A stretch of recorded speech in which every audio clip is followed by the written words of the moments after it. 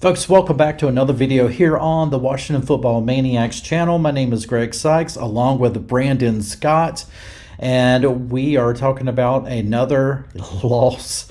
But guess what? It's kind of a win for us because we keep holding on to that fourth spot in the draft. But actually, it wasn't a blowout loss, folks, like we thought it was shaping up to be. 28-20 loss to the Rams. Now the Washington Commanders fall to 4-10 on the season. They got the Jets coming up next. We don't know really honestly what to expect from them. But before we get to that, folks, if you're enjoying this channel, please make sure you are subscribed if you haven't already. And when you do, make sure you also hit that notification bell so you will know when we release another video. So Brandon talked about this game. Obviously, people are already talking about the quarterback situation. Sam Howell was benched today, and Ron Rivera said it was more about protecting him than anything else. Now, we can probably have several videos or one 6-hour-long video talking about does this actually protect Sam Howell mentally? Obviously, it did physically, but does it protect him mentally?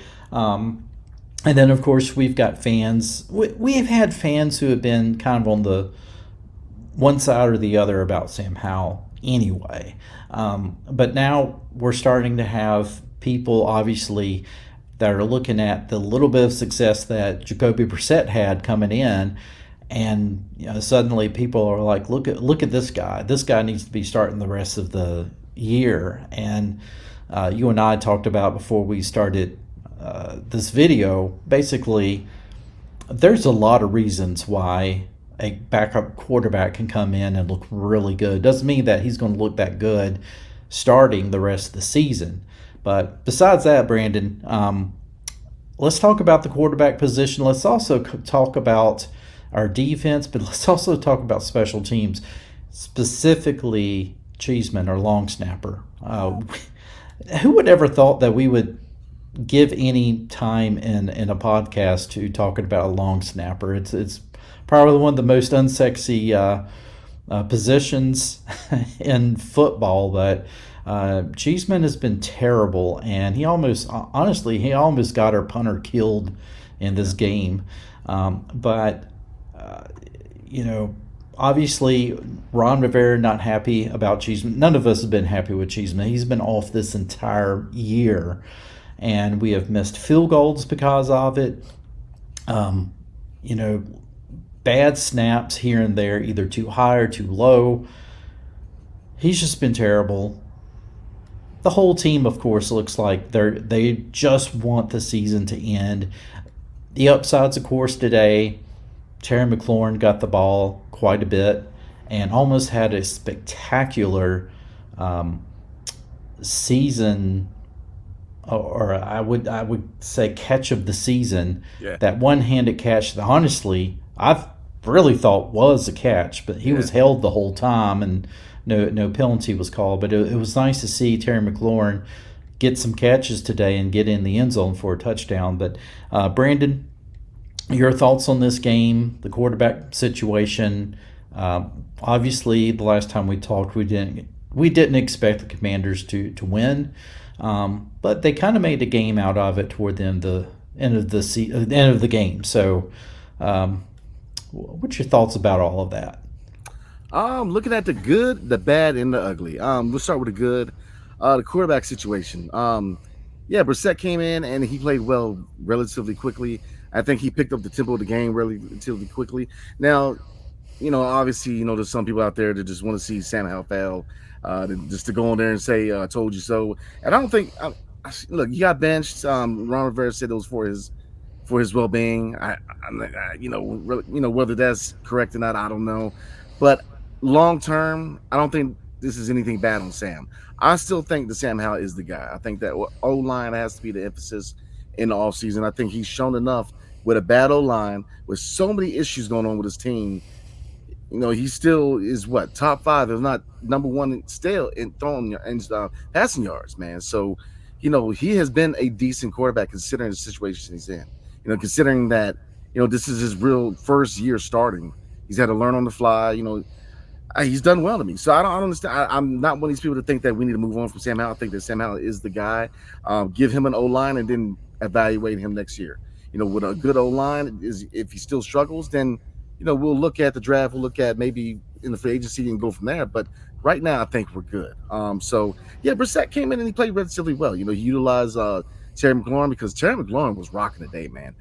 6 catches, 141 yards, and a touchdown, almost 2 touchdowns, but I'll take that, man. I was very happy today. I got Scary Terry on 2 of my fantasy teams, so I was definitely happy today. But yeah, the quarterback situation I think is good. I mean, look at it like this: you got a guy who can come in and play good football. That's a plus. Doesn't necessarily mean that's a guy that's going to come in and I don't know why people are so quick to get into the whole, oh, he's better than him or he's better than him. Look, you got 2 guys who come in and contribute, so that's a blessing. I mean, look at it like that. You got a backup guy who's a journeyman who has starting experience, so that's what you want. You should expect him to come in and be successful. So yeah, I don't think there's any controversy. He's definitely now. Obviously, we don't 100% know what ownership's going to do. The ownership might want to make a splash. That could be an option. But me personally, and to a lot of people in the fan base, I think we are solid at quarterback, and we need to definitely prioritize the O line and especially the defense, because we're going to talk about the defense. Lord have mercy, the defense is. They must would have stayed in the locker room. I mean, they couldn't stop the run, they couldn't stop the pass. It was abysmal. I mean, we are a really bad defensive team. I mean, the defensive line didn't put pressure till the second half.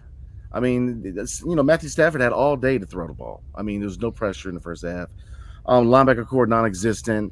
The secondary, again, while they're not pressing these receivers at the line, I don't understand. We're giving them 10 yards to do whatever they want as far as running routes, man.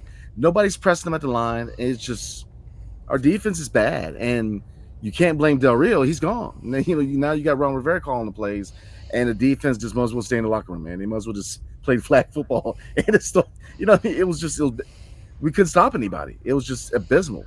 The ugly Lord Cheeseman, man. I'm telling you, Cheeseman. Here's another thing about Ron Rivera. He is too loyal, man. This is a performance-based industry. If you know that the guy's struggling, what is taking so long to say maybe we need to go out and find somebody else? Cheeseman has been bad this year, like historically bad. I mean, he had that one play where the ball, like, it was a ground ball, like it like skipped across the ground, man. I mean, it's bad. You're a professional football player. I mean, your one job is the long snap. I mean, if he's not doing the job, then why does he have a job? So I don't understand why he's been here so long. Cheeseman has been bad all year long. So yeah, Greg, the quarterback position, he didn't have enough time to throw. We know what the problems the O-line is, and it's kind of like a broken record, man. We know that the O-line is just not giving him the time to throw the ball. He's under pressure all the time. And when we said it in the preview that Aaron Donald and this defensive line is going to put pressure on him. They're going to blitz him every time. They put a lot of pressure on him, and it showed. So I think that, again, looking at Jacoby Brissett and why he was so successful, because he's got experience. He's a journeyman. He's been around. He's started before, so he has experience. Whereas Sam Howell, I do think he's still the guy, but he has some development to go through, getting the ball out quicker, making reads quicker, making decisions quicker. So that's something he's got to learn to do. And, I think he's going to get there. It all comes with experience. And that's what people don't realize, that you're looking at a guy who this is his first year starting. You're not going to get Joe Montana year one, man. You got a guy who has not started in the NFL. I mean, he started last year, but the Dallas game, So, experience is going to teach him, man. You're not going to be a Hall of Famer day one. It's just what it is. Tom Brady struggled his first year in the NFL. He did. I mean, Troy Aikman, let's be real. If we're going off performances in your first year, Troy Aikman would have never been what he was, because they were ready to get rid of him. I forget what the record was the first year for Dallas Cowboys, but they weren't a very good team. 1-15. 1-15. So you have to give him time, man. Give him the tools to get the job done. And we have that opportunity going to the offseason, man. Me and you are going to talk a lot about the offseason, but look, Greg, we potentially can go into the offseason with $100+ million in cap room. We have 4 picks in the first 100 picks. I mean, we have the capability to build this team up. Stop trying to find a different quarterback every year. We have the guy. Just he's not going to be able to do his job if we don't give him the tools to do his job. And a lot of people, and we were talking about this before the show, man. It's like, Oh, let's go get Marvin Harrison Jr. Well, what does that do if you don't have an O line? If you can't get the ball out, you could bring Jerry Rice back out of retirement. And he's not going to do anything while he's old. But I mean, it's still, you can take any All Pro, and if you put him behind an abysmal line, what are we talking about? You have to build up the O line. We were talking about before the show. Look at the Super Bowl Redskins team. Why were they so successful? They had an immaculate offensive line. They had the guys in the trenches who gave these quarterbacks the opportunity to throw the ball, to make decisions, so that's where I'm at, man. I just laugh at people when they're trying to get rid of Sam Howell and then bring in Caleb Williams and say, oh, well, he's going to automatically do something different. No, I mean, it doesn't matter. It's not going to work. It's not going to work. So, I mean, yeah, man, it's just the defense needs work.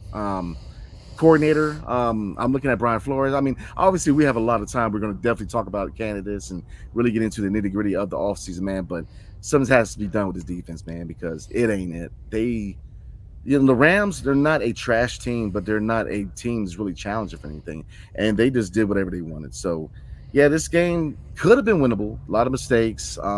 Cheeseman made a lot of mistakes, but we'll see. Next week we got the Jets, so Aaron Rodgers, I wouldn't bring him back because they're not a playoff team. So maybe that's a winnable game. Dallas game, maybe they sit their starters, but at this point, this defense can't stop nobody. The offense, the line is really holding back the potential of this offense, and we are where we are for the last 3 games. So yeah, again, yeah, with the Sam Howell thing, I just feel like we've seen him make those throws. Yeah. And we know that what he's capable of. I think there's a better judge of Sam Howell when he's able to have a much more improved offensive line in front of him. Yep. And he has more of a time to be able to complete a pass down the field. And, right now, Eric Bieniemy has been trying to speed up things for him so, he keeps from getting killed. I mean, at least that's one thing. The sacks, he's not taking as many sacks. He still gets at least one sack, per ball game, but that's more than, or that's a lot less than what he was getting at the beginning of the year. But, I mean, it blows my mind. People just will give up on players just so quickly. Yeah. And I don't think you can give up on Sam Howell that quickly. People, kind of like what I told you before the video, when you bring in a backup quarterback and they have success, a lot of it's smoke and mirrors, because all of a sudden they're looking like they are a Hall of Fame quarterback and they're bringing the team back and this is so good, and people are like, man, this guy, why have we been wasting our time with this other guy?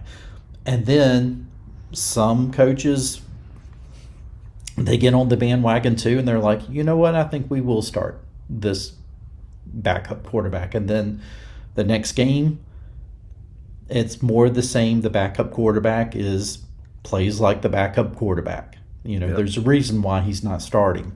And so then everybody gets a dose of reality of like, this is the reason why he's been a journeyman. This is the reason why that he is not a starter in the league. And so I think people need to realize that, not taking anything away from Jacoby Brissett, but, just the fact that I think people need to pump their brakes a lot on any type of quarterback controversy. And the thing is, yes, people probably need to pump the brakes a little bit as well on crowning Sam Howell as far as, is he a franchise quarterback?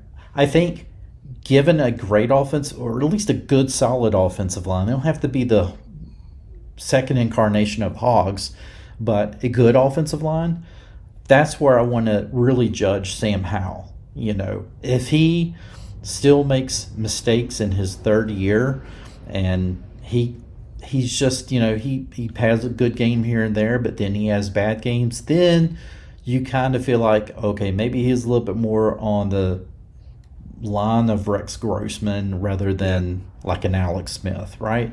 So, but at least you got a quarterback who is going to win you some ball games, but you're building up everything else that you need to build up. And that's what I have been preaching on the whole time. And it's not something that people want to hear, but it's something I'm going to keep on saying over and over again until they realize that's how you build an offense. That's how you build a football team on both sides. You build in the trenches. Defense, like you said, at times now I did see defense make some really good plays in the backfield. They did get to Matthew Stafford on a couple of plays where Stafford had to kind of scramble around, but there are way too many plays where Stafford had his ways, where the receivers had their way with the secondary. That one was the 62-yard touchdown pass, where you could see there was a two-man deep, one man moved up, and then he just stopped and let the receiver go behind him, and there was nobody behind him. So it's like it's mistakes like that continues to just, it happens every single game. Yeah. Like you said, we don't have linebackers. The only guys on the defense that you feel like are halfway decent, Deron Payne, maybe Jonathan Allen, although Jonathan Allen, we haven't heard anything from him. I've become a much bigger fan of KJ Henry. Yeah. I think he's played pretty well since he's been having to get thrown into that starting defensive end position. He's certainly not Charles Mann or Dexter Manley, but he's played pretty well, and he may turn out to be a great player in that position. So, but yeah, defense just overall, they're not, they're just all over the place. I don't even know if Emmanuel Forbes was in the whole entire game or not. I did see him out there for at least one play. I know he was out there for, but I didn't really pay attention a whole lot. I saw a lot of Benjamin St. Juste out there. Yeah. St. Juste had a good pass breakup in the end zone, but it's funny how you see a lot of these safeties and corners celebrate when a receiver just basically drops the football and had nothing to do with him whatsoever. They were beaten by like 3 or 4 yards, and they get up and they're like, and I'm like, dude, pass was incomplete because of the receiver, not because of you. Why are you celebrating? It blows my mind. But yeah, Cheeseman should be cut tomorrow, honestly. Yeah. And what blows my mind is we moved up in the draft to get Cheeseman. That blows my mind. We moved up in the draft to get Cheeseman, and he has been horrible. He has been horrible. The only thing good about him is his mustache. That's the only thing that's good about him. Otherwise, that's it. He has the Top Gun mustache. I give him that. Otherwise, his long snapping is horrible. Almost got Tressway killed today. Tressway was able to come back and resume punting duties. He's part of the reason why Sly has missed some field goals this year. I mean, he's terrible. He is just terrible. Yeah. So, yeah, just overall, not a great effort again. The offense just looked uninspiring for most of the game. You don't know if you blame Eric Bieniemy, if you blame Sam Howell, or what it is. Even being at the 1 yard line, and it takes you 8 or 9 tries to finally get in the end zone. That's ridiculous. But yeah, just overall, I think this team is like, hey, we just want to get through the end of the season.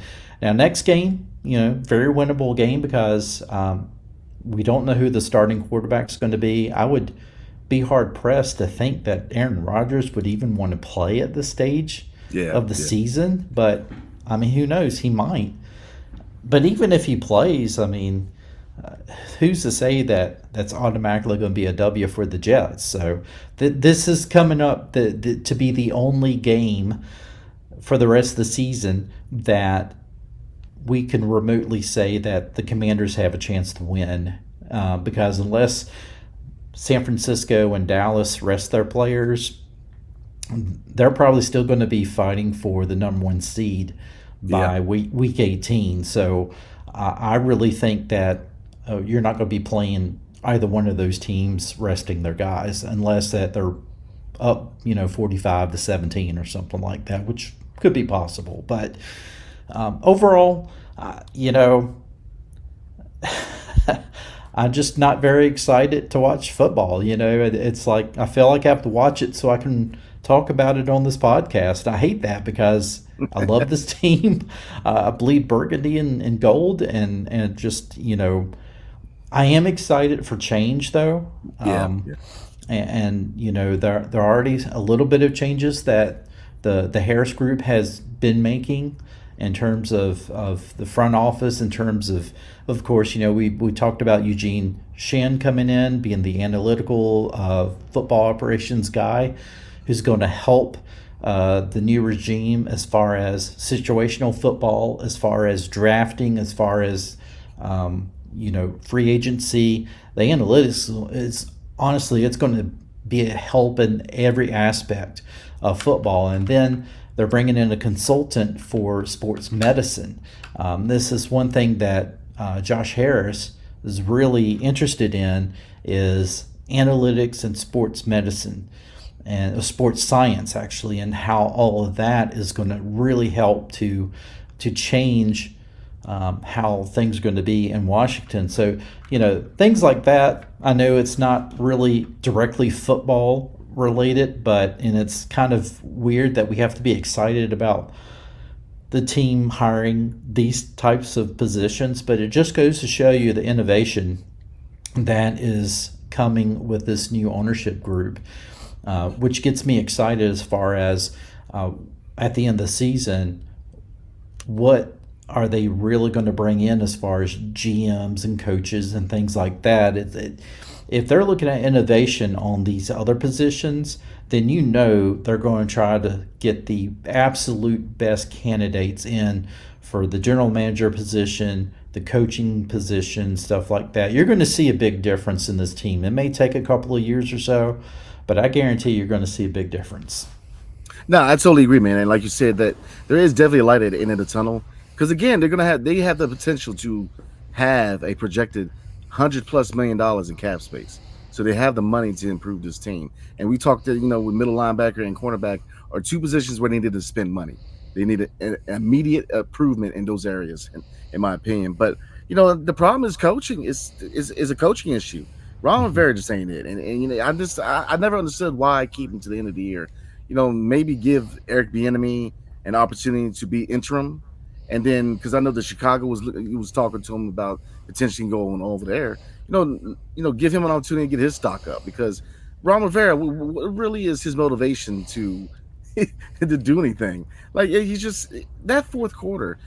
I mean, he wastes his time. His clock management is so frustrating, because we had about 6 minutes, and he's taking his time. Like, you try to get in and you try to score. You got to get in there and score, because you got to get the ball back.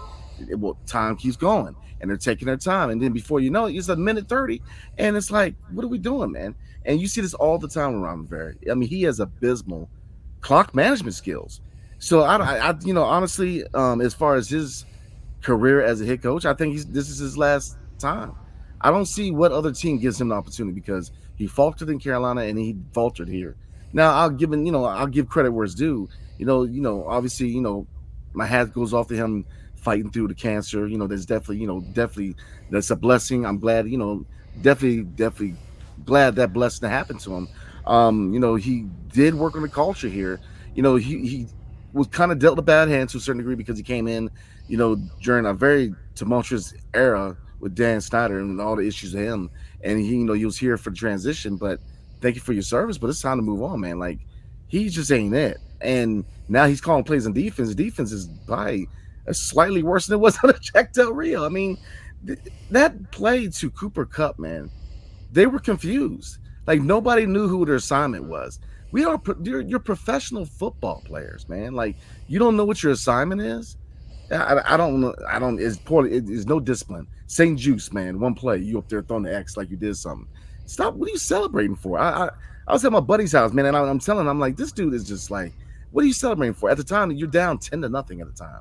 What are you celebrating? Go play. You made one play, man. Like it's just they have no discipline. They're poorly coached, and they got to find something new, man. I mean, Ron Very just saying it. And I just don't understand why they continue to bring him out there. I Yeah, think, yeah, well, I think the reason why is, for one thing, coaches around the league who could be available, good coaches, yeah, they're also paying attention to ownership, right? And they want to know that, is an owner going to be true to the word? Because Harris had already came out and said that they're going to evaluate the coaching at the end of the season. And so to say that, and then maybe to go back on that, a few weeks later, and then actually fire the coach in season, other potential candidates are going to take notice of that. They're going to be like, well, you know what? I mean, this ownership group, yeah, it's not Dan Snyder, but they had talked about they're going to, be faithful to the coach.